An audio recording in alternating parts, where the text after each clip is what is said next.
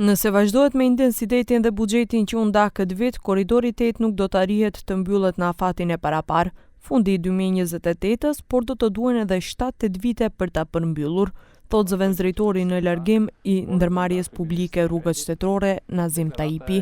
Në Daily Click ai theksoi se në segmentet Tetov-Gostivar dhe Gostivar-Bujkoçan po punohet intensivisht dhe se janë arritur rezultate të mira për shpronësimet, por Taipi ka më dyshje për neglizhencë në segmentin Trebenisht-Qafthan, për të cilin tha se është në pikën 0, sepse ende nuk ka projekt se nga do të kaloj traseja.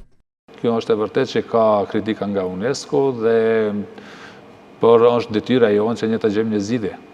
Ne nuk mund ta lëmë dhe ta neglizhojmë, se kjo merr kohë shumë. Ne duhet të gjejmë një zgjidhje dhe duhet të ketë vullnet, ajo që e përmendi gjithmonë, duhet të ketë vullnet për të ecë proceset sa më shpejt dhe për të gjetur një zgjidhje sa më shpejt. Në pikën 0, sipas Taipit, është edhe puna për projektin e rrugës Tetov-Prizren. Deri më tani ka vetëm një memorandum mes dy shteteve dhe është formuar një grup punues, por siç thon, punët shkojnë shumë ngadalë, andaj as nuk duhet pritur që do të bëhet për 4 vjet. Unë nuk e besoj as pak se kjo do të bëhet brenda këtij mandati.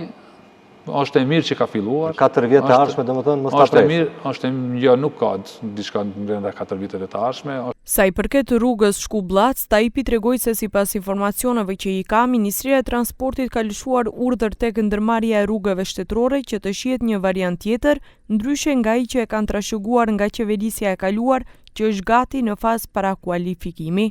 Ai thon se propozimi i ministrisë është që rruga Shkup-Llac të mos jetë autostradë, por rrugë ekspres, dy gjëra që sipas tij nuk mund të krahasohen. Po mendoj që bëhen argëzime kot se ky variant i ri duhet të fillohet nga fillimi, duke filluar nga faza e fizibilitetit, projektimit dhe deri te realizimi duhet të kalojnë tukund më së paktu 4-5 vite, ndoshta edhe më shumë. Taipi u bë zëvendësdrejtori ndërmarrjes rrugës shtetërore si kuadër jashtë së Taravarit në kuadër të koalicionit Vlen. Tani që ASH-ja përfundimisht vendosi ta lëshojë qeverinë, Taipi në Daily Click tha se një prej arsyeve për këtë vendim është edhe neglizhenca e qeverisë në realizimin e projekteve që janë në interes të popullatës shqiptare.